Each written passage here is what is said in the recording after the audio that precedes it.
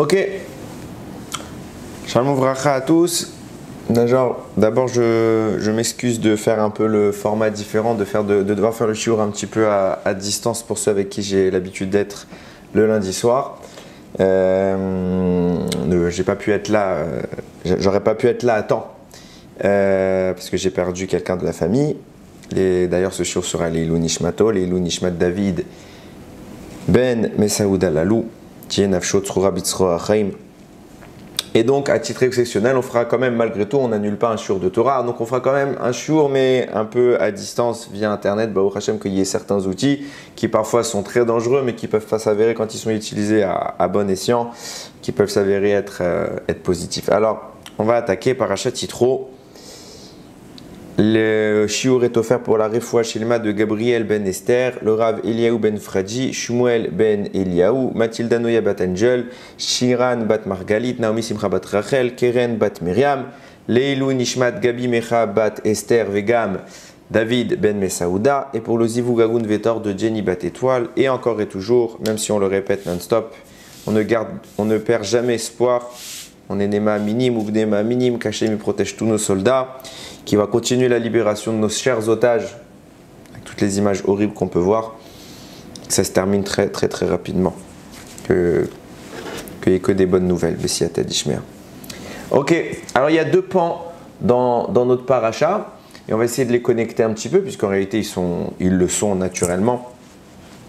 Il y a l'introduction qui porte le nom de la paracha, c'est Yitro. Yitro qui est le beau-père de Moshe Rabbeinu et qui se rend aux côtés des Bnei Israël dans le désert pour les rejoindre. Grand débat, quand est-ce que Yitro a rejoint le peuple? Est-ce qu'il les a rejoints avant? Après, je ne vais pas rentrer dans cette polémique. En tout cas, Yitro accompagne dorénavant le peuple pendant une petite période et il ramène avec lui la famille de Moshe, que Moshe, on a oublié, mais il a laissé sa femme et ses enfants en arrière pour les préserver de l'exil de l'Égypte. Donc, il les ramène avec lui. Donc, Tzipora est de retour, ainsi que les deux enfants de Moshe. Il va y avoir une célébration et c'est sur cela qu'on va s'arrêter aujourd'hui, Bezrat Hashem. Et le lendemain, la Torah nous précise que Moshe Rabbeinu s'assoit et juge le peuple. Il juge et il voit tout le monde debout. Moshe est assis, il résout tous les problèmes, il solutionne à chaque question qu'il y avait, une à une.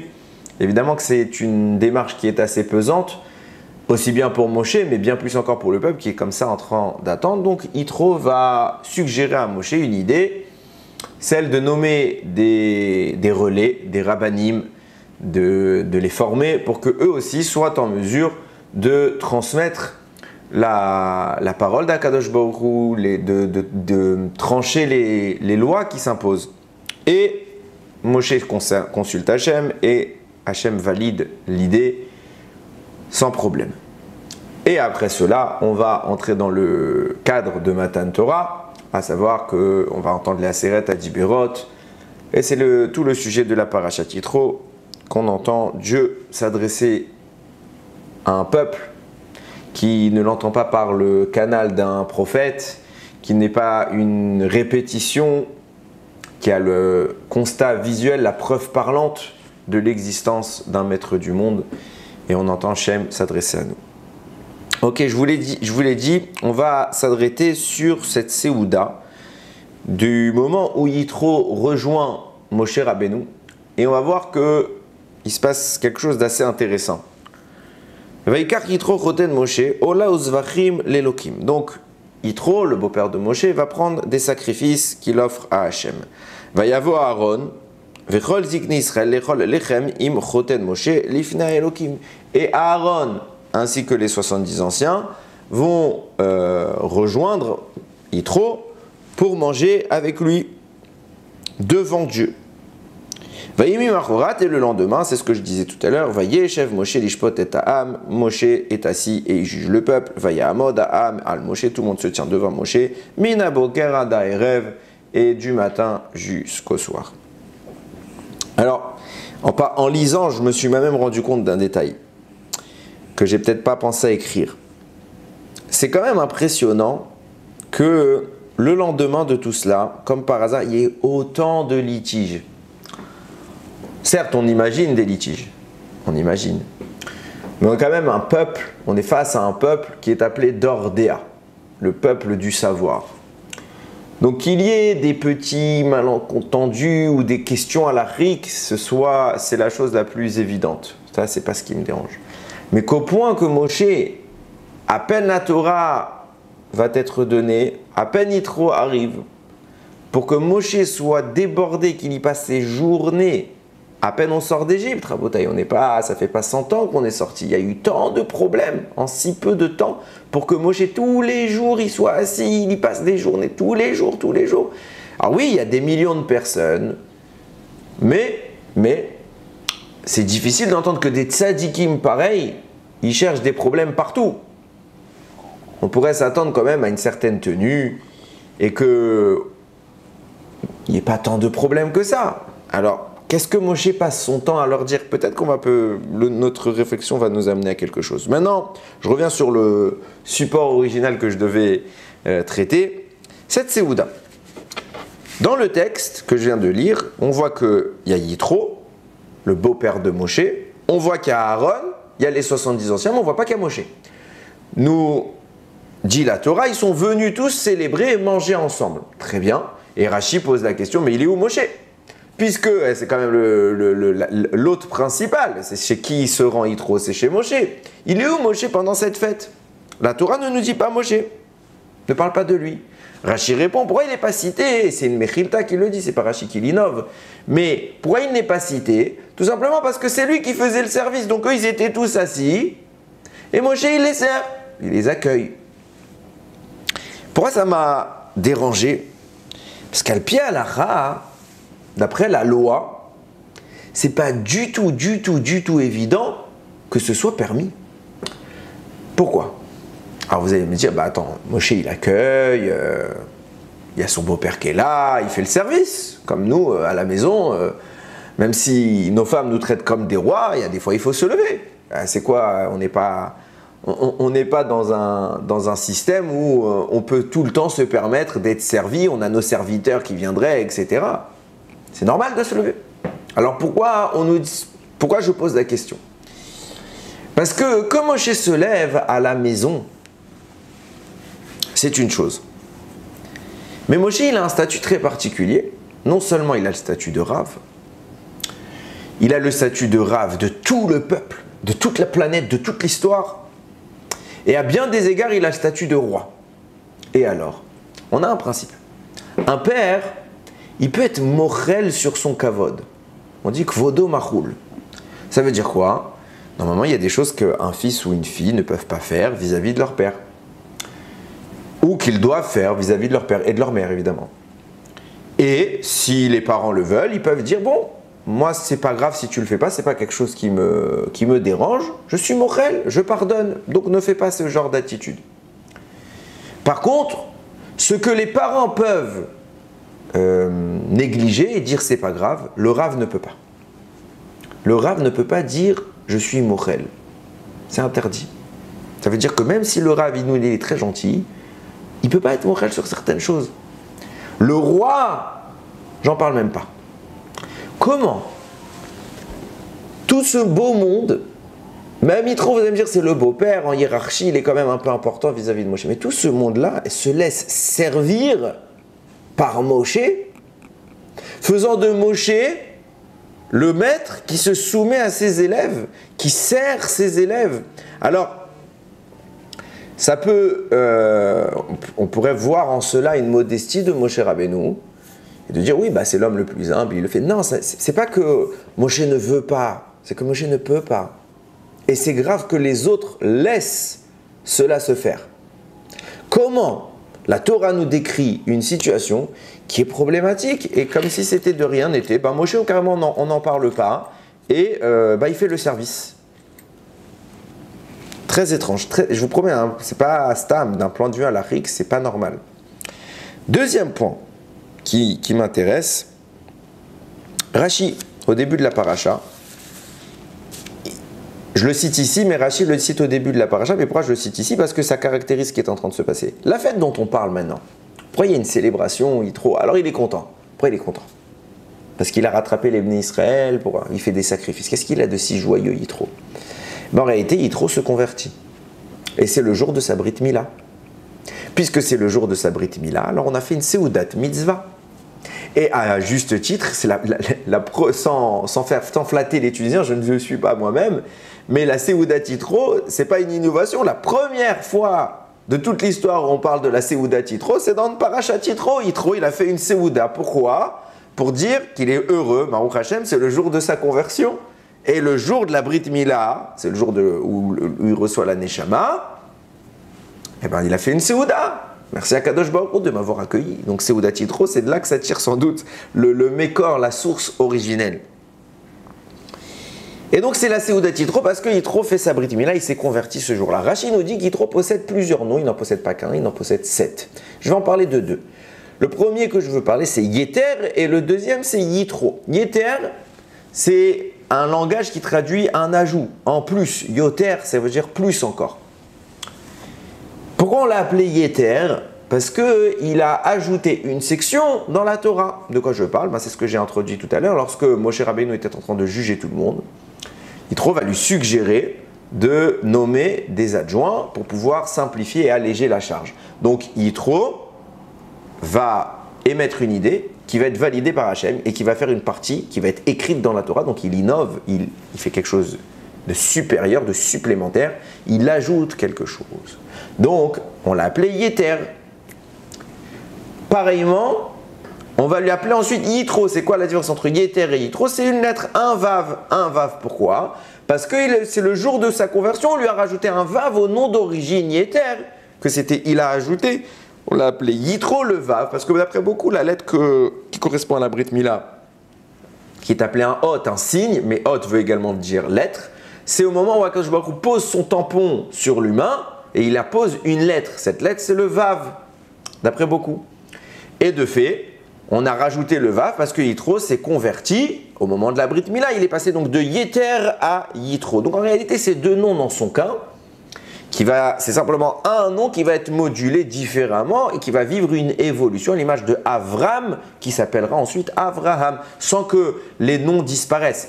Yeter va rester et Yitro va rester, mais c'est simplement deux compartimentations de l'état de son nom. Alors première chose, avant de parler du problème, on voit déjà depuis Parashat Shemot que la Torah parle de lui sous le nom de Yeter et de Yitro, comme par exemple Moshe va être accueilli par son beau-père avant même d'être son beau-père, avant d'être marié à Tzipora. Yitro va accueillir Moshe, on l'appelle déjà Yeter et on l'appelle déjà Yitro. Donc si tu me dis que c'est Yeter, c'est le nom qu'il a eu au moment où il a rajouté une section de la Torah, et Yitro, c'est le nom qu'il a eu au moment où il s'est converti, ces événements dont je parle lorsque Moshe est accueilli par Yitro précèdent la conversion et l'ajout d'une section de la Torah. Donc comment se fait-il qu'on l'appelle déjà par ces noms-là? Réponse de beaucoup de commentateurs, c'est Akadosh Baruch Hu qui donne par inspiration divine l'idée aux parents du nom qu'ils doivent donner à leurs enfants. C'est pourquoi, par inspiration divine, même si à cette époque-là, Yitro vient dans une famille qui n'est pas religieuse, qui n'est pas proche de la Gdusha, Akadosh Baruch Hu leur a donné même à eux l'inspiration, les conduisant au nom qu'il attendait voir être porté par ce personnage. Donc ce n'est pas un problème de le voir en amont déjà porter ce nom. Là où le problème se trouve, c'est dans l'agencement des événements. Pourquoi il s'appelle Yeter? Parce qu'il ajoute un paragraphe de la Torah. Pourquoi il s'appelle Yitro? Parce qu'on rajoute un vav à Yeter suite à sa conversion au moment de la Brit Mila. Je ne comprends pas. Quand est-ce que Yitro rajoute une section de la Torah? Après s'être converti. Donc d'abord il y a eu la conversion et après il y a eu l'innovation. Ce qui veut dire que l'ordre des noms n'est pas cohérent, puisqu'on dit que Yeter, c'est le nom qu'il a eu parce qu'il a innové. Ça, c'est arrivé en position 2, l'innovation. Et quand il s'est converti sur Yeter, on a rajouté un vav. Le vav, il devrait arriver en position 1. D'abord, il s'est converti, et seulement ensuite, il a ajouté un paragraphe de la Torah. Donc, on aurait dû d'abord avoir un élément qui traduit sa conversion, et après, ce serait ajouté un élément qui traduit son innovation. Et là, on a tout l'inverse. On a d'abord Yeter qui traduit l'innovation, stade numéro 2, suivi du Vav qu'on rajoute à Yeter qui traduit sa conversion. Il y a un croisement, ce n'est pas le bon ordre des événements. D'abord, il s'est converti. Après, il a été suggérer à Moshe quelque chose. D'ailleurs, on voit que les deux événements sont liés, aussi bien la conversion que la suggestion d'Yitro sont liés, parce que si la conversion et la suggestion, l'innovation, le passage en plus de la Torah n'étaient pas liés, alors on n'aurait pas simplement rajouté une lettre à son nom, on aurait donné un nouveau nom. Donc on voit bien que les deux, c'est simplement un nom qui va être modulé, qui va être agrandi d'une lettre supplémentaire. Donc ça veut dire que les deux événements sont finalement se croisent et se rejoignent. Il faut comprendre pourquoi, et surtout pourquoi l'ordre évoqué ne correspond pas à la chronologie de l'histoire et des événements qui vont frapper Yitro. Alors, je voulais parler de ce sujet, et en feuilletant un Rav contemporain qui s'appelle Rav Pinchas Friedman, que je suggère à tout le monde d'étudier. Il écrit un halon en hébreu, et il est traduit en espagnol et en français pour ceux qui le souhaitent. Il écrit un feuillet hebdomadaire, et dedans il donne toujours des choses qui sont passionnantes. Et il parle d'un autre sujet complètement différent du mien, et j'ai lu son shiur en étudiant, et j'ai dit Ribono Shel Olam, c'est trop beau, il faut absolument que j'en parle dans mon shiur cette semaine. Et en fait, ce qui était encore plus beau, c'est que je vais me permettre quelques ajouts qui vont nous permettre de répondre à un autre sujet, qui vont faire que le sujet que lui il a évoqué, il va s'incorporer dans le nôtre. C'est toute la beauté de la Torah. Alors comme ça, il explique, lui, il s'intéresse à Shabbat. Dans notre paracha, je l'ai dit, suite aux événements de Yitro, va suivre l'événement du don de la Torah. Dans le don de la Torah, les Aseret HaDiberot, les 10 commandements, il va y avoir la phrase « Zachor et Sham HaShabbat, les Kadesho ». Souviens-toi du jour du Shabbat pour le sanctifier. Alors avant d'entrer dans les propos du Rav, je pose une question. Pour le sanctifier, souviens-toi du Shabbat, pour le sanctifier, ce qui signifie que nous sanctifions le Shabbat. Or, on a un principe, on a les textes qui développent cette idée, c'est que le Shabbat n'est pas sanctifié par le peuple. Le Shabbat est sanctifié de lui-même. Je m'explique. Toutes les fêtes de l'année sont définies par le Beit Din, le tribunal, qui évalue le cycle lunaire, qui définit le nouveau mois, et qu'en fonction de ça, il va dire, puisque c'est tel jour le nouveau mois, alors tel jour se tombera la fête. Généralement, par exemple, vous prenez Pessah, on va définir le début du mois de Nissan, et 15 jours plus tard, c'est Pessah. Mais tant qu'on n'a pas dit que c'est le début du mois, Pessah ne peut pas être fixé. Donc la date de Pessah est déterminée en bas par les sages, et le Bachamaïm, dans le ciel, on se plie à la décision des sages. Tandis que Shabbat, ce n'est pas défini par les sages. Shabbat intervient de façon hebdomadaire, de façon cyclique, toutes les semaines, que ce soit qu'on décide ou pas, Shabbat tombe. Et même l'entrée du Shabbat n'est pas définie par les sages, puisque ça dépendra du coucher du soleil. Donc le Shabbat s'impose à l'humain, tandis que la fête est imposée par l'humain. C'est pourquoi le Shabbat, la bracha qu'on récite, c'est Mekadesh à Shabbat. On définit Hachem comme la source de bénédiction qui sanctifie le Shabbat. C'est lui qui sanctifie le Shabbat parce qu'il l'a placé comme un axiome, un système qui intervient dans la création du monde. Par contre, les fêtes, la bénédiction qu'on récite, c'est Mekadesh Israël ve'azmanim. Hachem, il sanctifie Israël et les temps de fête. Pourquoi on introduit Israël? Pourquoi on n'a pas dit le Shabbat, Hachem sanctifie Israël et le Shabbat? Parce que c'est Hachem qui sanctifie directement le Shabbat, sans l'entremise d'Israël. Tandis que les fêtes, qu'est-ce qui sanctifie la fête? C'est d'abord Dieu sanctifie Israël et donne cette possibilité au peuple de sanctifier la fête par sa décision lorsqu'il attribue le début du mois. Donc, la fête dépend du peuple, Shabbat ne dépend de personne, si ce n'est de Dieu. Donc, ce n'est pas nous qui sanctifions le Shabbat, à l'inverse des fêtes. Alors, comment la Torah peut nous dire dans les Aseret HaDiberot, Zachor et Sham HaShabbat, les Kadesho? Souviens-toi du Shabbat pour le sanctifier. Comment je vais sanctifier puisque ce n'est pas moi qui sanctifie le Shabbat? Première remarque. Maintenant, deuxième question. Et là, on va rentrer dans les propos du maître. C'est quoi sanctifier? De quoi on parle quand on dit sanctifier en général? Réponse. Il y a la Gemara et dit, quand on parle d'être Mekadesh, le Shabbat, de sanctifier le Shabbat, c'est par le vin. Le vin est l'outil de sanctification du Shabbat. C'est pour ça qu'on fait le Kiddush, la sanctification, sur du vin. On prend un verre de vin, on le lève et on dit la bracha sur Shabbat, Mekadesh et Shabbat. Mais on voit de façon encore plus générale que le vin, il est omniprésent dans la notion de sanctification. À chaque fois qu'il y a une sanctification, il y a du vin. Quand on fait un mariage, ce qu'on appelle des kiddushin, une sanctification, on le fait en prenant un verre de vin. Lorsqu'on va faire les libations sur l'autel des sacrifices, dans le Beth Amikdash, ça se fait sur du vin. Lorsqu'on fait une Brit Mila, on fait un kiddush sur le vin. Le vin est omniprésent et se pose la question de savoir pourquoi le vin a une capacité de sanctification. Et en comprenant en quoi le vin a une capacité de sanctification, on va comprendre qu'est-ce qu'on appelle sanctifier Birlal. Parce que nous, on emploie des mots, on dit sanctifier, ça vient du mot saint, kadosh, donc on doit mettre de l'akdoucha. Comment je mets de l'akdoucha? C'est quoi l'akdoucha? Birlal, c'est quoi l'akdoucha? Alors, c'est des questions auxquelles on ne peut pas répondre parce qu'on n'a pas les outils, on n'a pas les définitions. L'akdoucha, c'est être saint. Oui, mais on emploie le même mot. L'akdoucha, c'est être kadosh. Alors, qu'est-ce que ça signifie être kadosh? Ah, c'est ne pas fauter. Et qu'est-ce que ça signifie? Qu'est-ce que ça impacte? Pourquoi il y a de l'akdoucha quand je ne faute pas? Quel est le rapport intime qu'il y a dans cette notion de kadosh? Eh bien, il faut se rappeler tout simplement que la source de l'akdoucha, c'est Dieu. Donc, on a à l'esprit que l'akdoucha, traduira le rapport avec Dieu. Et donc, il y a une connexion qui se met en place entre notre acte et un événement. Si je suis Mekadesh, si je sanctifie quelque chose, si je me sanctifie, si je sanctifie mon épouse au mariage, si je sanctifie le Shabbat ou les fêtes par le Kiddush, ça veut dire que je crée un rapprochement avec le divin. Et c'est ça qu'il va falloir définir.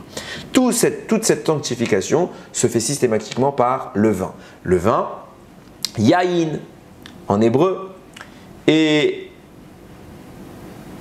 un élément qui est défini par les sages comme afférent au secret de la Torah. Le mot yaïn en hébreu a pour valeur numérique 70. Et les secrets de la Torah, sod, ont pour valeur numérique 70. C'est pour ça que les Chachamim nous disent Yatsa nichnas yaïn, yatsa sod. Si tu as fait rentrer le vin, alors tu feras sortir les secrets. Qu'est-ce que ça signifie? La Gemara ramène comme ça, si je ne me trompe pas, c'est Masechet Yeruvin. Il écrit comme ça, Rabbi Chiya, il a dit, celui qui supporte le vin, supporte en lui, il détient la sagesse des 70 anciens d'Israël. Il y a 70 anciens, le vin valeur numérique 70. Le fait de supporter le vin, ça veut dire quoi? De ne pas succomber à l'ivresse. Ça ne veut pas dire quelqu'un qui tient l'alcool. De ne pas tomber dans les affres de l'alcoolisme, de ne pas tomber dans la bêtise d'être ivre.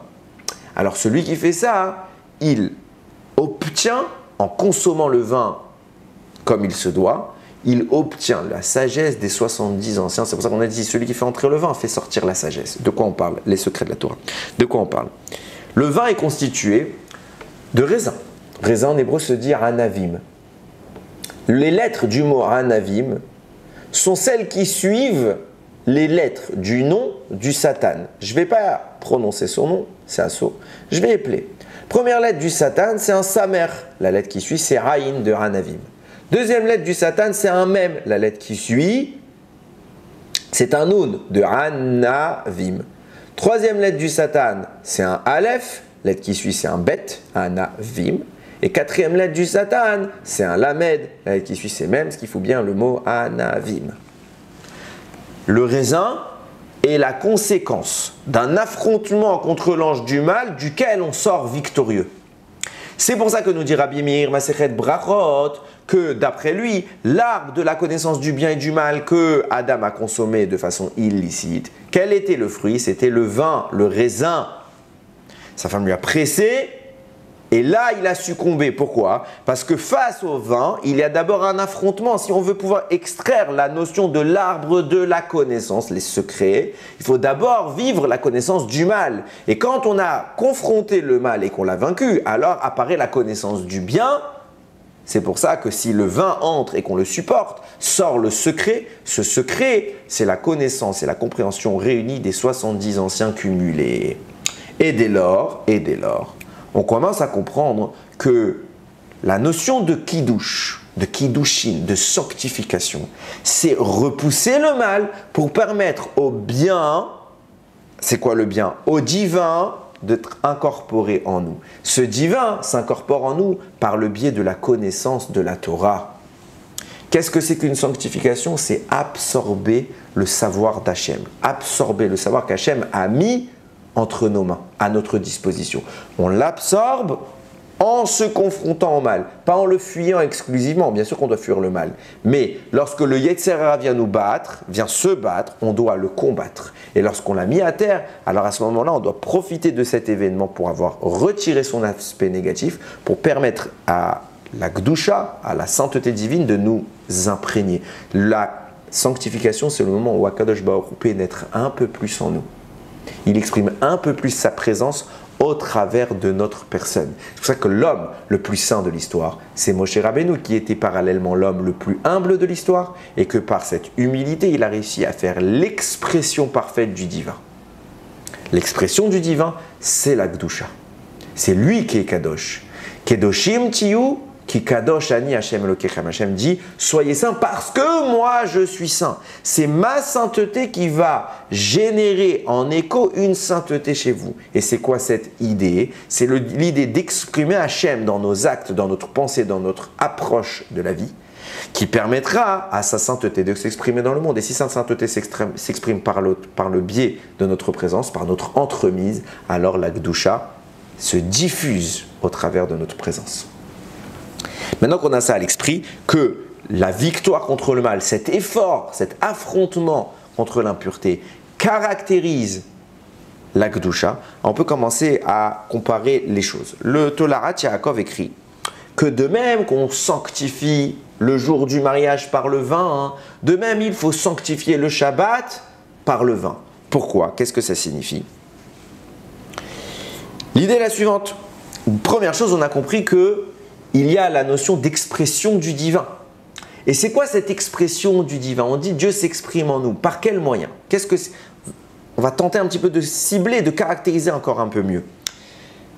On le sait, je l'ai expliqué dans plusieurs cours, je rappelle brièvement l'idée. C'est un propos tenu par le Siftei Cohen. Quand on regarde la notion de l'union, les kiddushin, le mariage, l'union maritale, il y a une sanctification par le vin.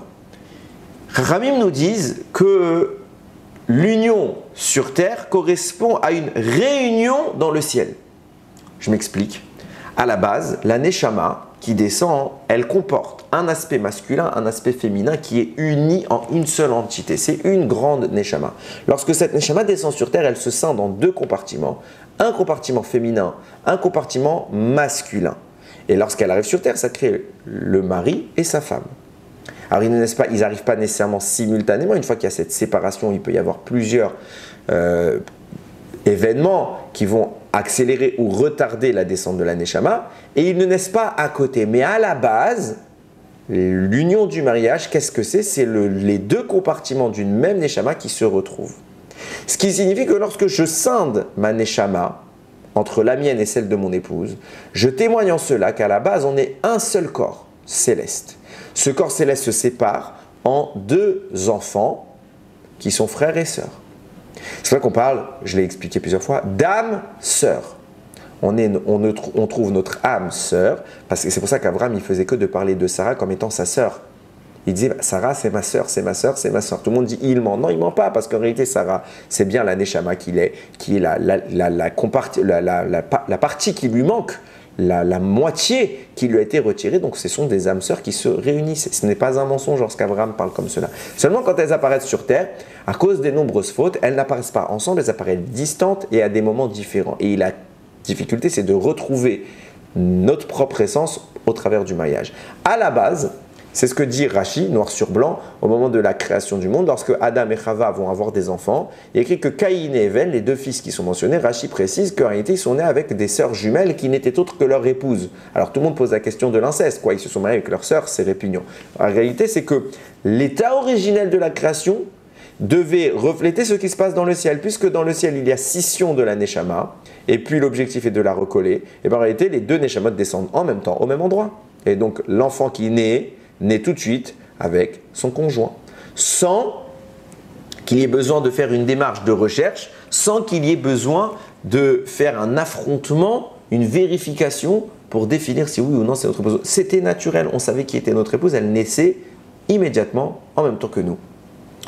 Les fautes vont pervertir cette idée-là et mettre une distance entre la Neshama et sa moitié, justifiant qu'elles ne naissent plus comme étant sœurs physiquement, elles ne naissent que sœurs spirituellement, des âmes sœurs. Elles sont sœurs au niveau de l'âme et pas au niveau du corps. Et donc on a tout ce travail de recherche de notre zivug. Pourquoi je dis cela? Parce qu'on comprend dès lors, qu'est-ce que c'est que la notion du mariage? Le mariage qu'on appelle en hébreu, je l'ai dit, des kiddushin, une sanctification. Qu'est-ce que c'est que cette sanctification? C'est une récupération de la neshama. C'est un élargissement de l'état actuel de notre être qui est bridé, qui n'est que la moitié de lui-même et qui obtient la pleine capacité de ce qui lui a été octroyé depuis sa création. Il obtient son autre moitié. Le mariage est donc un ajout, un supplément d'âme. Une neshama yetera. Ça commence peut-être à parler aux oreilles de certains. Comme je le disais tout à l'heure, le Tolarat Yaakov explique que de même que nous sanctifions le mariage par le vin, de même nous devons sanctifier le Shabbat par le vin. Pourquoi le Shabbat et le mariage sont-ils comparés? Parce que le Midrash rapporte que chaque jour qu'Akadosh Baruch Hu a créé, il les a créés bezivug, par zoug. C'était des zougotes, c'est à savoir des couples. Et il y a une union des couples, à savoir qu'il y a un nombre pair de jours, donc un multiple de 2. Chaque jour avait son conjoint. Jour 1, jour 2, jour 3, jour 4, jour 5, jour 6. Alors j'ai vu que certains disent non, c'est pas jour 1, jour 2. Il y en a qui disent c'est jour 1, jour 4, jour 2, jour 5, jour 3, jour 6. Ça existe en effet, le Gaon de Vina en parle. Mais bon, ça ne change pas le problème. Il y a donc 6 jours, donc 3 couples. Et ils sont tous en couple. Le 7e jour, lui, il n'a pas de parité. Il n'a pas un doublé avec lequel s'unir. Donc il a dit, Ribono shel olam, maître du monde, c'est pas juste, tout le monde t'a créé un conjoint. Moi je n'ai pas que de conjoint. Akadosh Baruch Hu lui a dit, Israël sera ton conjoint. Le Ham Israël est le conjoint du Shabbat. Du coup, puisque le jour où on reçoit le Shabbat, c'est un mariage entre Israël et son épouse, la reine Shabbat. Alors de même que c'est un mariage, il faut le sanctifier. Et puisque nous sanctifions lors du mariage par le vin, alors aussi le Shabbat, nous devons sanctifier par le vin. Alors vous allez me poser une question très simple. Quand on a fait notre mariage avec notre conjoint, on a sanctifié une fois. On s'est marié, on est marié. Alors pourquoi on doit sanctifier le Shabbat tous les Shabbats? A priori, un couple, une fois il s'est uni, il n'a pas besoin de resanctifier, à part si il y a eu une séparation. Alors pourquoi le Shabbat doit être sanctifié en permanence, en permanence? L'idée est la suivante. D'ailleurs, je souligne quelque chose d'important. Quand on parle de mariage, je vais oublier de le dire d'ailleurs, quand on parle de mariage, on dit le peuple juif est marié au Shabbat, Seder. Mais comment on peut concevoir qu'on soit marié au Shabbat alors qu'on est déjà marié à quelqu'un d'autre? On le dit sans cesse. Akadosh Baruch Hu, le jour de Shavuot, c'était le jour du mariage entre Israël et Dieu. C'est pour ça qu'on a le minhag, par exemple, de lire le jour de Shavuot, on lit l'Aktuba, l'acte marital. C'est pour ça, par exemple, également, que le matin, quand les hommes mettent les tefilines sur le doigt, le majeur, ils entourent les lanières des tefilines à l'image de bagues qu'on passe, comme on passe la bague à la kala. Et lorsqu'ils entourent leurs doigts, une fois qu'ils ont terminé d'entourer les doigts, on a le minhag de lire le pasuk Verastirli le olam, et je serai fiancé à toi pour toujours, Verastirli petzedek uv mishpat, etc. Donc il y a 3 fois Verastir, 3 fois je serai fiancé, parce qu'il y a 3 tours qu'on fait autour du doigt. Donc on témoigne bien par cela que Dieu est uni maritalement au Bnei Israël. Donc si on est marié à Dieu, comment on est marié aussi au Shabbat? On est marié en... C'est quoi cette union?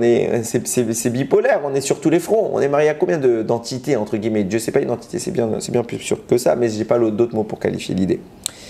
Qu'est-ce que ça signifie? Alors on commence vraiment à avoir du mal à comprendre de quoi nous parlent les textes. Donc je précise bien, première chose, pourquoi on doit resanctifier tous les Shabbats? Deuxième chose, comment on peut être marié au Shabbat alors qu'on est déjà marié à Kadosh Baruch Hu? Vient le Dad Zekedim et il explique quelque chose d'intéressant. Il dit le Shabbat, quand on fait Vayichulu Hashamayim ve'aretz, on parle de la création du monde. Hachem, il a terminé la création du monde, du ciel et de la terre. On émet en cela un témoignage. Un témoignage qu'aujourd'hui, on est le fin du 6e jour, donc fin de la création du monde. On entre dans le 7e jour. On témoigne en effet de la Briat Haolam faite en 6 jours par Hachem. Pose Rachamim la question, comment on peut être témoin de quelque chose qu'on n'a pas vu?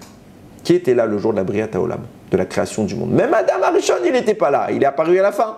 Alors comment je peux témoigner que Dieu a créé le monde et les 6 jours, alors que personne n'a vu tout ça? On n'est apparu qu'au 6e jour, fin du 6e jour.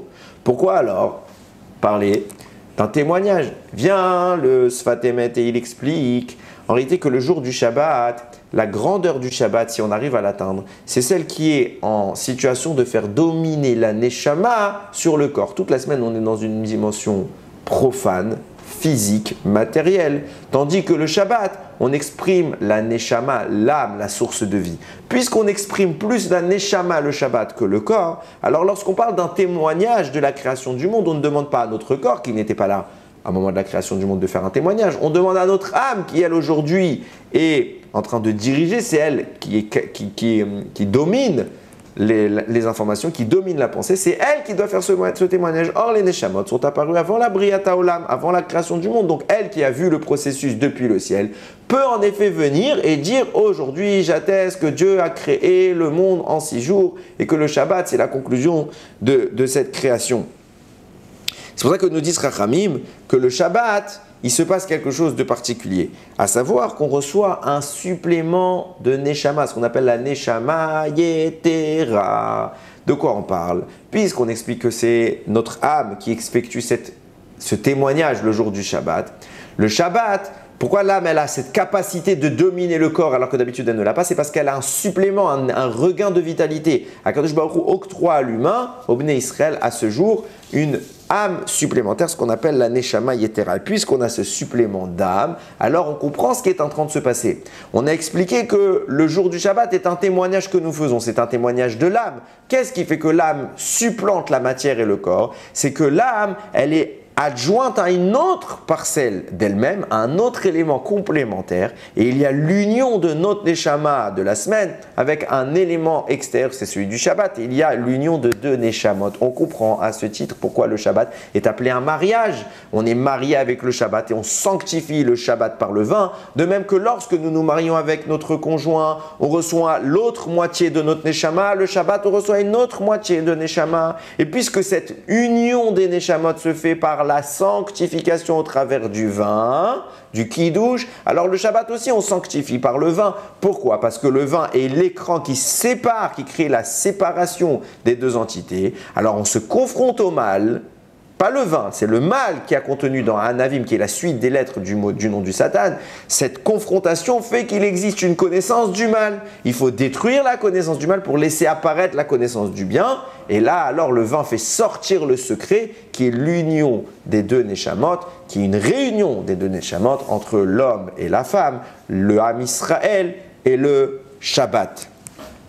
Cela nous amène à quelque chose que je trouvais très intéressant, dont parle le Shvile Pinchas, qui cite un Shem Mishmuel. Il y a une Gemara qui rapporte dans Masechet Shabbat que tous les vendredis, 2 malachim viennent poser au moment où les gens prient et qui disent Veichulu Hashamayim ve'aretz. Quand on fait ce témoignage, au moment où on fait ce témoignage que Dieu a terminé, et c'est lui le responsable de la création du monde, alors 2 malachim viennent poser leurs mains sur notre tête.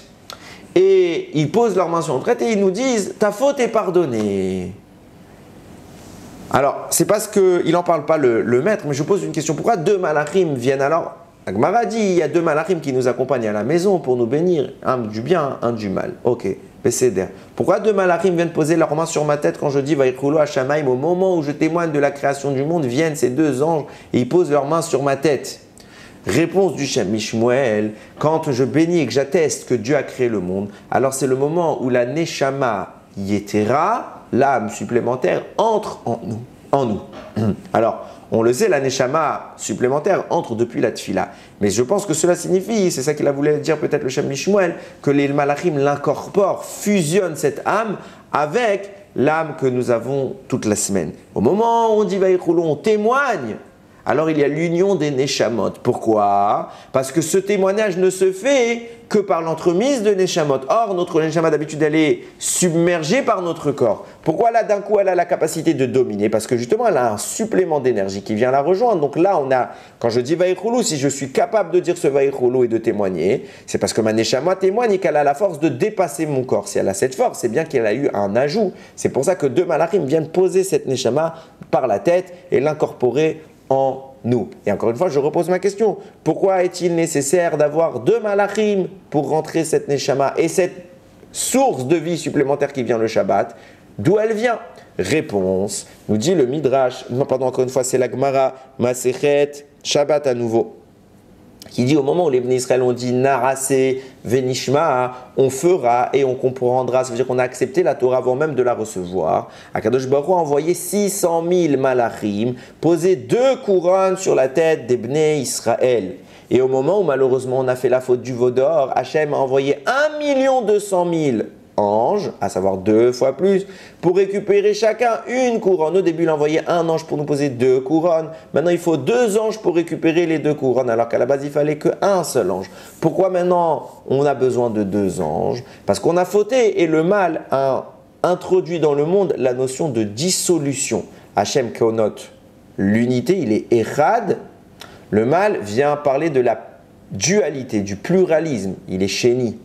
C'est pour ça que le mal est apparu le 2e jour de la création. Et jusqu'alors, on ne parlait pas de Rishon. Le premier jour n'est pas appelé Rishon, le premier, il est appelé Echad, 1. Rishon veut dire, un premier veut dire qu'il y aura un deuxième. Un Echad, un ne veut pas dire qu'il y aura 2. Donc la première fois, quand il n'y avait qu'un jour, il n'y avait pas encore les forces du mal, il y a un, l'unité divine absolue. Et après, on commence à parler de Sheni, parce que la division qu'implique le mal va se répandre du 2 à 3, 4, 5, 6, 7, etc. Donc je disais quoi? Au moment où les malachim ont vu notre faute, ils sont venus à 2 nous enlever ces couronnes. Écrit le Chida sur ce Midrash, sur cette Gemara, que ces couronnes-là, c'est la Gemara qui l'a écrit et lui il commente. La Gemara écrit que ces couronnes-là, ces 2 couronnes que chaque Ben Israël recevait, ont été déposées chez Moshe Rabbeinu, qui a récupéré toute l'essence des Bnei Israël. C'est pour ça que Moshe Rabbeinu cumule à lui seul les 600 000 âmes du peuple juif. Comment il a obtenu les 600 000 âmes du peuple juif? Parce que le jour de Matan Torah, on a eu un supplément de Neshama. Ce supplément de Neshama, on nous a été retiré et transmis à Moshe. Donc il a eu 600 000 suppléments. Et Moshe Rabbeinu cumule à lui seul l'intégralité de toutes les âmes du peuple juif. Maintenant, qu'est-ce qui se passe? Nous dit le Chida, mais Moshe n'est pas radin. Moshe n'est pas égoïste. Quand Akadosh Baruch Hu lui a remis toutes ces couronnes, toutes ces sources de vie supplémentaires, qu'est-ce qu'a fait Moshe Rabbeinu? Il les a gardées en dépôt. Et il a qu'une hâte, c'est de nous les rendre. Quand est-ce que Moshe nous les rend et qu'il ne les garde pas pour lui? Le jour du Shabbat, Moshe Rabbeinu remet la couronne sur la tête des Bnei Israël. Et cette couronne n'est autre que la Neshama Yetera. C'est pour ça que viennent 2 anges, ces 2 anges qui nous ont enlevé la couronne. Ils viennent le jour du Shabbat et les 2 qui ont chacun une couronne. Ils nous la reposent sur la tête. C'est pour ça qu'ils posent notre main sur la tête et ils nous disent quoi ce jour-là? Ta faute est pardonnée. Quelle faute? La faute qu'on a fait au veau d'or qui fait qu'on a perdu toutes ces couronnes, cette Neshama en plus. Alors elle est pardonnée, donc je peux te la remettre. Elle est pardonnée juste le Shabbat, parce que le Shabbat dépasse tout. Donc ce jour-là, on peut remettre la couronne et réincorporer cette Neshama Yetera. Quelle est la source de cette Neshama, de ces couronnes qu'Akadosh Baruch Hu a octroyées au peuple juif? Nous dit le Pirkei des Rabbi Eliezer, au moment de Matan Torah, il y a eu une contradiction qui s'est produite. Qu'est-ce qui s'est passé? Les Bnei Israël, il dit comme ça, le don de la Torah a provoqué la mort des vivants et la vie des morts. De quoi on parle? Explique le commentaire sur le Pirkei des Rabbi Eliezer qui s'appelle Velo Od Ela. Et il dit comme ça. Comment Akadosh Baruch Hu a créé la vie? Comment Dieu a insufflé la vie dans le corps fait de terre qu'il avait construit pour Adam Arishon? Réponse, il a soufflé à l'intérieur et le souffle divin a incorporé la vie, ce qu'on appelle Nishmat Chaim, une âme vivante. Nishmat Chaya, c'est écrit, pardon, ou Nefesh Chaya, je ne vais pas dire une bêtise, c'est Nefesh Chaya, l'âme vivante est entrée en Adam Arishon. Quelle est la source de l'âme d'Adam Arishon? C'est le souffle divin.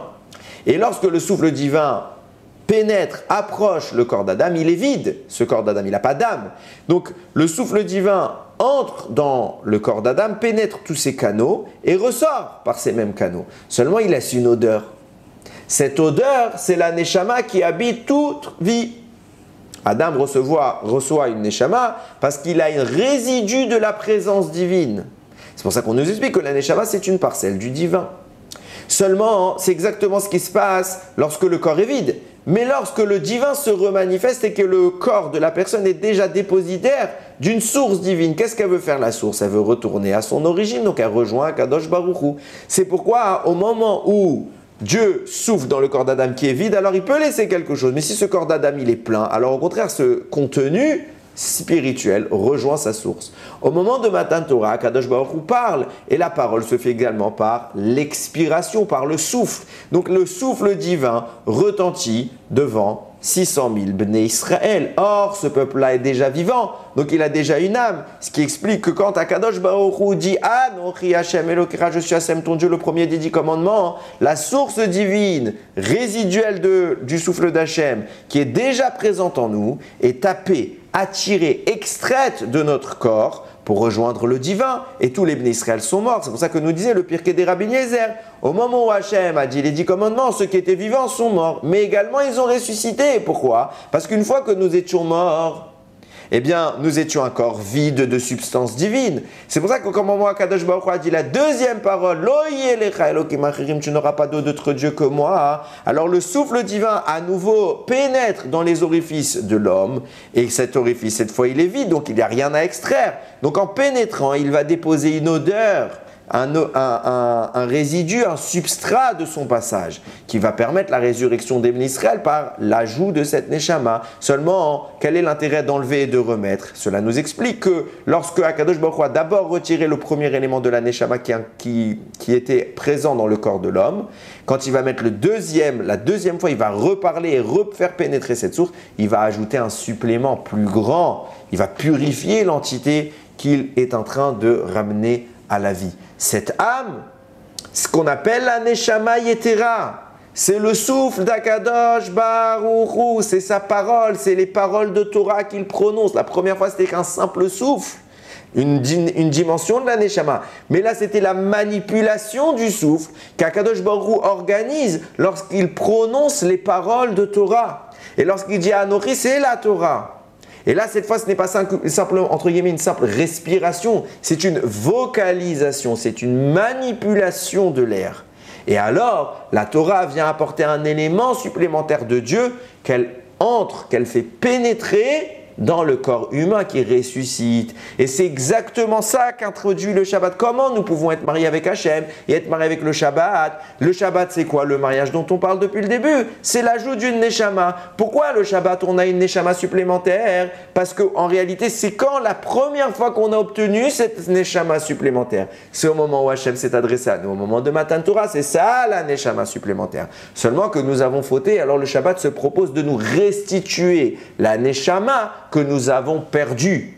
Mais c'est ça la Neshama d'où elle vient. Le Shabbat, ce qu'il fait, c'est qu'il reproduit momentanément un jour dans la semaine le don de la Torah où Akadosh Baruch Hu a fait pénétrer sa présence de façon plus intense, de façon plus accrue en nous. C'est pour cela qu'on est à la fois marié au Shabbat, à la fois marié à Hachem, parce que cette source qu'on appelle le Shabbat, c'est la communion avec Akadosh Baruch Hu qui cette fois incorpore en nous une source de vie plus grande, plus noble, plus raffinée, qu'on appelle la Neshama Yetera. Et maintenant qu'on a tout cela à l'esprit, on comprend tout l'enjeu du vin. Le vin vient repousser la faute lorsqu'on arrive à le maîtriser. Et qu'est-ce qui se passe? Celui qui arrive à maîtriser le vin et à repousser le mal qu'il instaure, il a en lui la connaissance, il fait sortir le sod, les secrets de la connaissance. Il a la connaissance des 70 anciens.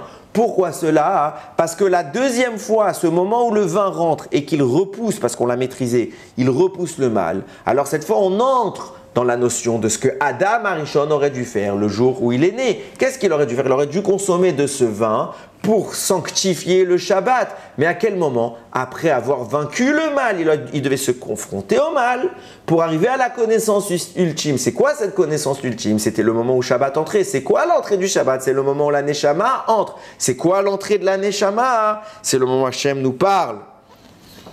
Le moment où Hachem nous dévoile la Torah. Là, la Neshama, la source divine entre en nous. Et tout cela s'appelle Shabbat. C'est pour ça qu'Avdam Arishon aurait dû boire de l'arbre de la connaissance dans sa dimension purifié qui s'appelle la dimension du Shabbat. Et à ce moment-là, Adam Arishon aurait fait un kiddush avec le vin de l'arbre pour faire entrer le Shabbat en lui et se fusionner, quelque part se marier au divin et accéder à la connaissance ultime. Il n'y a pas de contradiction à dire que nous sommes mariés au Shabbat et au fait que nous sommes mariés à Hachem. C'est la même chose, seulement que le Shabbat est quelque part une réparation du fait que nous ayons repoussé Hachem. C'est pour ça qu'on doit se remarier tous les Shabbats avec Akadosh Baruch Hu. Parce que Hachem nous avait donné ce mariage et qu'est-ce qu'on en a fait? On en a fait un veau d'or. Donc le mariage n'est vrai présent que le Shabbat. Et le fin de Shabbat, c'est un divorce. Et puisqu'il y a divorce, il faut le Shabbat d'après remarier, resanctifier. Maintenant qu'on a cela à l'esprit, on peut revenir à notre problématique sur Yitro au jour de sa Brit Mila. Je vous l'ai dit tout à l'heure, le jour de la Brit Mila également, nous prenons un verre de vin et nous faisons un kiddush. Qu'est-ce qu'il y a à sanctifier le jour de la Brit Mila? Il y a écrit comme ça dans le Mahavar Yabok. C'est un texte qui parle justement là-bas du Shabbat. Et il parle cela, il introduit cette idée dans la notion de la Brit Mila. Yitro est en train de faire une Seouda parce qu'il a fait sa Brit Mila. Qu'est-ce qui se passe à cette Seouda? Des gens sont venus être les convives, assister à l'événement. Les 70 anciens, Aaron. Et on avait posé la question, comment se fait-il que Moshe Rabbeinu serve tout le monde alors que ce n'est pas son kavod, ce n'est pas la stature d'un roi ou d'un maître de la Torah, qui plus est le plus grand maître de la Torah? Comment se fait-il que Moshe fasse le service? Réponse. Le Mahavar Yabok explique que le jour de la Brit Mila, tous les convives, puisqu'ils participent à l'accueil de la Shekhinah, alors ils reçoivent également une Neshama Yetera, une âme supplémentaire. Pourquoi?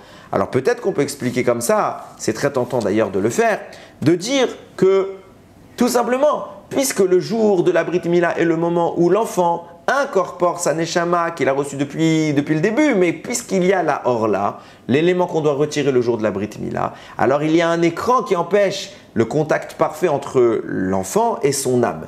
Le jour où nous retirons cela à la Brit Mila, alors l'écran est retiré et la Shekhinah vient incorporer la neshama dans le corps de l'enfant. Et qu'est-ce que c'est que cette incorporation? Comme pour Adam Arishon, Akadosh Baruch Hu souffle et la neshama entre. Puisque Dieu est présent et que certes à moindre échelle que le jour du don de la Torah, mais sa présence est malgré tout notée. Ce qui signifie que pourquoi elle est notée? Parce que c'est lui qui incorpore la neshama, personne d'autre que lui ne peut le faire.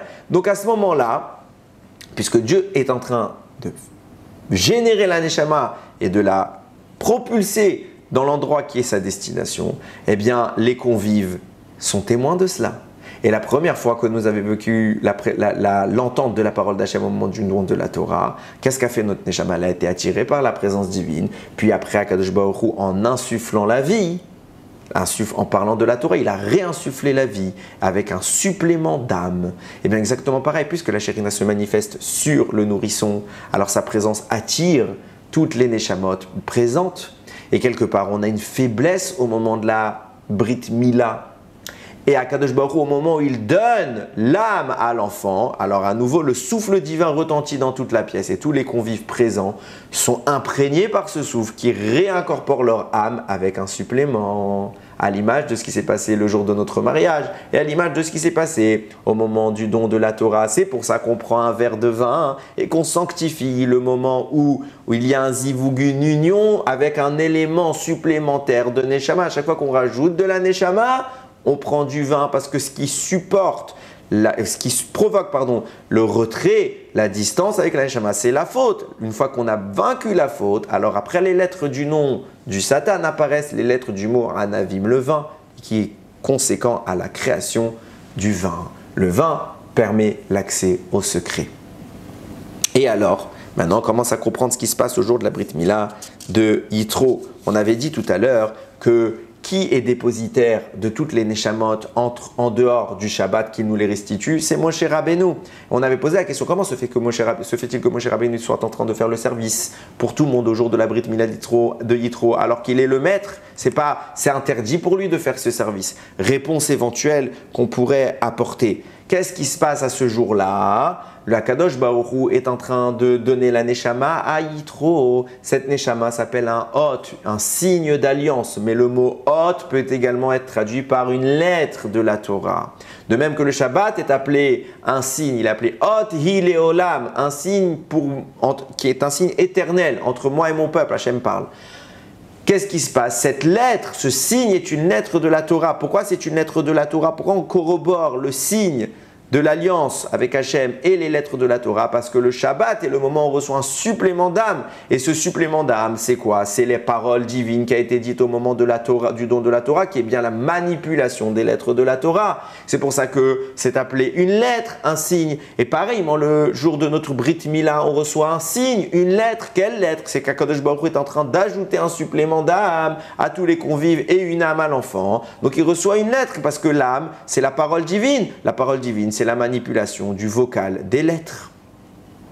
Et donc on le fait au travers d'un kiddush. Or, puisqu'on reçoit un supplément d'âme, de quel supplément d'âme il s'agit? Le Shabbat, on peut recevoir le supplément d'âme de Matan Torah, mais le jour de la Brit Mila, les gens qui ont déjà une âme, je ne parle pas l'enfant qui lui reçoit sa première Neshama, mais les gens qui sont là, ils ont déjà une âme. Cela témoigne de quoi? Cela témoigne qu'il est possible, en dehors du Shabbat, de quelque part grappiller, s'approcher un peu plus et d'obtenir en dehors de ce temps, malgré tout, d'outrepasser la frontière du Shabbat et d'obtenir un élément, une partie, une parcelle du supplément d'âme du Shabbat, le jour de la Brit Mila, qui reproduit finalement le jour de le don de l'âme, le jour du Shabbat et le jour de Matan Torah dans une échelle plus restreinte.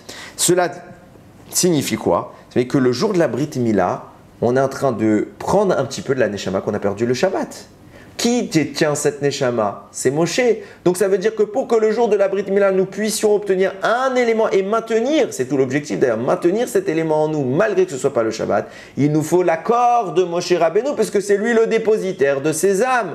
C'est pour ça que nous dit la Torah, Rashi, qui cite la Mechilta, qu'au jour de la Brit Mila de Yitro, lorsque sont venus les 70 anciens ainsi qu'Aaron, pourquoi ils sont venus? Parce qu'ils savent qu'il y a la Shekhinah là-bas, et que la Shekhinah, elle provoque un supplément d'âme, donc ils ont accouru et ils ont témoigné de l'accès à la sagesse. Quel est cet accès à la sagesse? C'est la parole d'Akadosh Baruch Hu qu'on a entendue au Har Sinaï, qui vient nourrir et augmenter la vitalité de nos Neshamot. À ce moment-là, ils ont couru vers Yitro, ils ont voulu assister. Ah, vous voulez récupérer une parcelle de la Neshama, mais elle est chez qui cette Neshama? Elle est chez Moshe Rabbeinu. C'est pour ça que Moshe Rabbeinu, il est en train de servir tout le monde. C'est pas qu'il leur donne à manger physiquement, il fait son travail de toujours. Moshe, il leur donne à manger spirituellement, et ça c'est bien en effet le travail d'un maître ou du roi d'Israël de nourrir les âmes du peuple juif. Et Moshe est à ce moment-là absent parce que c'est lui qui se charge de réaccorder à tout le monde un peu plus de leur neshama perdu par la faute du veau d'or. De là, on commence à comprendre ce qui est en train de se passer avec Yitro. Yitro, on avait posé la question, comment se fait-il que son nom soit inversé? D'abord, il s'appelle Yeter, qui connote l'ajout d'un élément de la Torah. Et après, il s'appelle Yitro, qui est juste une lettre en plus sur Yeter, qui vient témoigner de sa conversion. On a dit la conversion a précédé la section de Torah que Yitro a innové. Réponse. C'est ça qu'il faut comprendre. Quelle est la section qu'Yitro a innové lors de la Seudat Yitro? Quel est le secret de cette parachat Yitro? C'est de savoir que Yitro, au moment où il a vu que Akadosh Baruch Hu venait pour lui octroyer une neshama supplémentaire, il a vu que les autres béné Israël qui étaient présents, les anciens, au travers de ce kiddush dont on parle, ils ont fait un zivoug, une union avec la neshama qu'ils ont perdue. De là, Yitro a compris qu'il est possible, en dehors du Shabbat, de demander à Moshe Rabbeinu de nous rendre un peu de la neshama. Ah, et c'est quoi cette possibilité? C'est le moment où Akadosh Baruch Hu insuffle par son souffle, il insuffle une neshama à autre chose. Donc au moment d'une brit mila, au moment d'un mariage. Mais la source originelle de ce souffle, la source originelle de cette neshama, c'est le limud Torah, c'est l'étude de la Torah, puisque elle s'est faite au moment du don de la Torah, où Akadosh Baruch Hu a parlé de la Torah. Donc Yitro comprend que lorsqu'on parle de Torah, il est possible d'obtenir un supplément d'âme, parce que la Shekhinah, la présence divine, vient nous accompagner. Quand est-ce qu'il a compris ça? Par le simple fait que les anciens soient venus et qu'ils aient été nourris par l'environnement de la Brit Mila qu'il allait accomplir. Il a compris qu'il était possible de rajouter le supplément d'âme en dehors du Shabbat avant de se convertir. Donc la notion de Yeter, la Gdusha de la section que Yitro innove, certes Yitro la dira plus tard. C'est quoi cette section? Il nous le dit dans notre paracha, Moshe Rabbeinu. T'es pas le seul qui peut enseigner la halacha. Tu n'es pas le seul qui peut trancher les lois. Tu peux le donner à tout le monde si tu formes les rabbanim. Quand tu vas les former, qu'est-ce qui va se passer? Tu vas leur donner la Torah. La Torah, c'est ce qu'Akadosh Baruch Hu a utilisé pour leur donner un supplément d'âme. Tu peux leur rendre leur neshama. Pas que le Shabbat. Tu peux le faire chaque fois que quelqu'un viendra étudier. Quand est-ce qu'Yitro a compris ça? Pas après sa Brit Mila. Il l'a dit après sa Brit Mila parce que c'était nécessaire. Mais depuis le début, il l'a compris avant la Brit Mila. Il a vu que les convives venus assister à sa Séouda pour la Brit Mila, eux recevaient un supplément d'âme. Donc il est possible d'ores et déjà de se rapprocher du Matan Torah. Et c'est pas que toi, Moshe, qui a gardé ce Matan Torah parce que sous prétexte que tu n'as pas fait la faute. Certes, nous, on l'a perdu. Mais puisque tu vas nous enseigner la Torah, tu vas nous rendre nos couronnes sur notre tête. Et dès lors, Yitro, d'abord, il s'appelle Yeter parce qu'il a compris cette innovation. Et après seulement, on lui a fait la Brit Mila. Et là, il a rajouté une lettre à son nom. Peu faisant, lors de la conversion, il est passé de Yeter à Yitro. Et il a expliqué à Moshe Rabbeinu, qui voit Moshe Rabbeinu en train de juger tout le monde. Et pourquoi il voit Moshe Rabbeinu en train de juger tout le monde? Parce que Moshe Rabbeinu, c'est pas qu'il y a eu tant de problèmes et de litiges pour le peuple juif. Chas v'shalom. C'était une génération de tzadikim. Qu'est-ce qu'il est en train de faire Moshe Rabbeinu? Il est en train de faire ce que Mashiach fera. À savoir que nous disent Rachamim, au jour où viendra Mashiach, il viendra regarder chacune des neshamot, lui dire, toi dans ta neshama, il y a tel et tel problème, il faut que tu fasses telle réparation, toi telle réparation, toi telle réparation. Donc les Israël sont en train de venir voir le maître de la génération Moshe Rabbeinu, qui est en train de les juger, pas parce qu'il y a eu des problèmes, parce que leur neshama a été impacté par la faute. Et Moshe leur explique le tikkun, le moyen de réparer un par un. Pourquoi c'est lui qui le fait? Parce que c'est lui qui détient l'âme qui permet, qui leur doit, qui veut leur rendre. Donc c'est moi qui sais le format. Je te dis, allez, comme ça, comme ça, comme ça. Si tu veux la récupérer, il faut faire telle et telle chose pour faire le tikkun haolam. Ah, vient Yitro, il lui dit, mais tu n'es pas obligé d'abord d'attendre que tout le monde fasse le tikkun. Enseigne-leur la Torah et déjà tu leur rends un petit peu de leur neshama. Et s'il y a des gens qui sont capables de maintenir cette neshama en eux par l'étude que tu vas leur transmettre, alors tu ne seras pas tout seul à devoir prendre un par un les Bnei Israël pour les réparer. Tout le monde pourra t'aider, tous les Talmidei Chachamim, par cette Torah que tu vas leur apprendre, pourront t'aider. Et ça, Yitro l'a compris avant d'avoir fait la Brit Mila. C'est pour ça qu'il s'appelle d'abord Yeter et après Yitro. Et c'est pour ça que jour de la Séoudat Yitro, tout le monde a accouru vers Yitro pour venir manger à ses côtés parce qu'ils allaient bénéficier de cette aura spirituelle qui allait les nourrir un peu plus. Peut-être est-ce là le secret, et je vais terminer avec cela, d'un passouk connu de la Torah, dans Parashat Rukat, qui dit Zot ha-Torah, voici la Torah. Adam qui a mout be'oel, un homme qui meurt dans sa tente. Kol haba el haoel, vechol asher ba'oel, yitma shiva tamim, il sera, tout celui qui rentrera dans la tente, sera, ou tout ce qui est déjà dans la tente, sera impur 7 jours. Chachamim font une lecture ésotérique. Ils vont voir une allusion à cela. Ils vont dire pourquoi ça s'appelle voici la Torah, un homme qui meurt dans sa tente. Pour t'apprendre que si tu veux la Torah, tu dois mourir dans ta tente. C'est quoi la tente? C'est la tente de l'étude, en ce sens où tu dois te tuer à la tâche. Tu dois t'épuiser d'efforts. On a parlé beaucoup du Hamal récemment. Tu dois t'épuiser d'efforts et d'efforts pour pouvoir pénétrer le sens de la Torah. C'est le sens qu'on dit. Ça veut dire qu'il ne s'agit pas nécessairement de mourir, mais c'est un moussard, une morale de l'approche qu'on doit avoir de la Torah. Alors peut-être qu'on va aller encore plus loin que dire oui, il s'agit de mourir. Parce qu'au moment où on étudie la Torah, alors on a accès à la parole d'Hachem qui vient résonner dans notre oreille. Et puisqu'on entend la parole d'Hachem qui vient résonner dans notre oreille, notre neshama commence à sortir. Et puisqu'on continue l'étude de la Torah, la voix d'Hachem continue à parler au travers de notre canal. Et elle rentre en nous pour ajouter un supplément de Gdusha, un supplément d'âme. On fait ces va-et-vient de mort et de résurrection. Donc on doit mourir pour vivre. Et c'est tout le principe qu'on dit que les Bnei Israël, et je l'ai dit dans les psukim que j'ai cités tout à l'heure, ils se tenaient, les 70 anciens, c'est mentionné, les Lechem Choten Moshe, ils ont mangé du pain avec le beau-père de Moshe, Lifnei ha-Elohim, devant Dieu. Pourquoi devant Dieu? Pourquoi ils sont devant Dieu? Parce que Akadosh Baruch Hu est en train de leur rendre leur neshama, parce qu'ils sont en train de profiter de sa présence. De même, quand on étudie la Torah, la présence divine vient nous accompagner et Hachem parle et nous répétons ses paroles. Ne soyons pas arrogants en croyant que nous comprenons de nous-mêmes la pensée divine. Non, Dieu nous révèle sa pensée. Puisqu'il nous révèle sa propre pensée, ça veut dire que sa présence est manifeste à nos côtés et qu'elle nous parle. Puisqu'elle nous parle, notre âme veut la rejoindre. Puisque Dieu continue à nous parler, alors notre âme est réincorporée en nous, supérieure, avec un ajout supplémentaire de vie. C'est pour ça qu'il faut mourir pour l'étude de la Torah, pour mieux ressusciter dans une ampleur supérieure, plus grande, plus raffinée, plus intense. Comme ça, il écrivait, c'est intéressant, j'ai un ami qui s'appelle Rabbi Nissim, que je salue, qui avait cité cette phrase du Rogochever Rebbe, qui disait « Lorsque je prie, je m'adresse à Dieu, mais lorsque j'étudie, c'est Dieu qui me parle. » L'étude de la Torah est le moment où Dieu nous aborde. Et c'est le moment où il nous offre ce lien avec lui de la Gdusha. C'est le moment où il incorpore en nous un supplément d'âme. On est imprégné d'une vie supplémentaire. On se marie avec Hachem. Le mariage, le zivoug, l'union la plus intime qu'il existe avec Dieu s'appelle l'étude. Combien elle est belle cette étude. Combien elle doit être valorisée, sanctifiée. Elle doit avoir une importance particulière.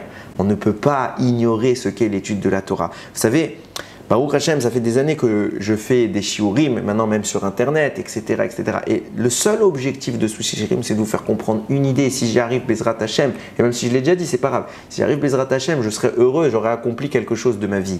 C'est de vous faire comprendre combien la Torah est belle, combien elle est grande, combien elle a une importance. Parce que ce n'est pas simplement une philosophie, ce n'est pas une science, ce n'est pas une réflexion, une morale. Non, loin de là. La Torah, c'est la pensée d'Hachem.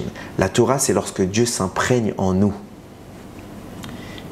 Hachem dit « Ana nafshi kadvit yahavit ». Pourquoi le premier mot des 10 commandements, c'est « Anochi ». Je suis, et pas Ani comme c'est d'habitude le cas. Parce qu'en réalité, qu'est-ce qui est écrit là-bas? Ana, les initiales de Anochi, c'est Ana, moi, Nafshi, mon âme, Kadvit, je l'écrite, Yahavit, je vous l'ai donné. C'est le mariage avec Hachem. C'est quoi cette âme? La parole d'Hachem, le souffle de vie qui vient octroyer une force supplémentaire, une neshama yetera, ce qu'on appelle le Shabbat. Cette Torah, c'est tout cela. On n'a pas un instant à perdre. On n'a pas un instant à perdre dans notre vie.